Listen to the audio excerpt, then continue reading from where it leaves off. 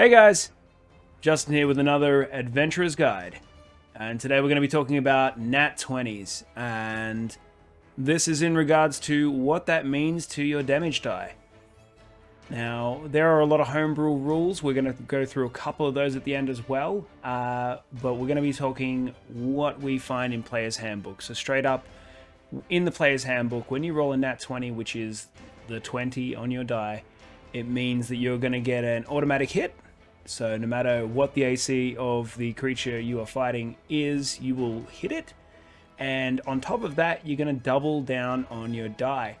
What that means, so if you're rolling normal damage, you would roll a 1d6 plus 2, say. That die is now going to be 2d6. What it doesn't mean is you don't double up on any other additional damage. So anything that is a modifier on top of that, you're not going to add that damage twice. You're just going to double the amount of dice that you're going to hit with. So if you're hitting with something that you do 2d10 of damage with, you're going to do 4d10 of damage with it. You basically just double down on the die, roll all of those die, tally it all up, then add your modifier once to that total.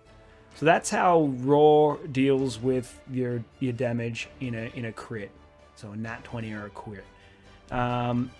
There's a couple of other different homebrew sort of rule, or there's loads of them actually.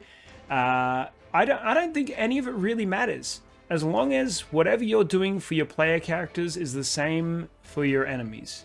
As long as it's fair game, then, you know, it is what it is. You have just as much chance rolling a nat 20 with one of your enemies as double damage. So straight up, you just double down on the damage that you would normally roll. So you don't double the amount of dice, you just roll once for your damage, and then just double that number. Some people do that before or after modifiers as well, so there is a bit of a variable there. But as long as you're doing it for both sides, and then it probably evens itself out. Full damage. So full damage is one where you are just going to take your highest number. So if you're rolling with the d12 plus 3 for the damage, you get the 12 plus 3 total, so 15. And that kind of works out as a nice, happy average. Instead of potentially just rolling dice twice and getting 2 1s, which can and does happen.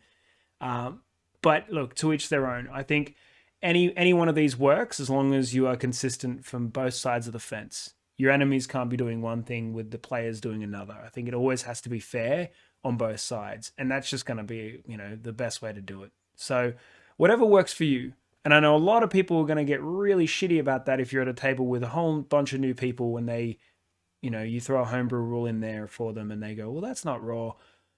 Discuss it first, possibly. Maybe bring that up if you think it's going to be an issue, because some people won't like the idea of that. But I don't really think it matters as long as you're consistent and as long as it's fair on both sides. That's all it is. Cheers.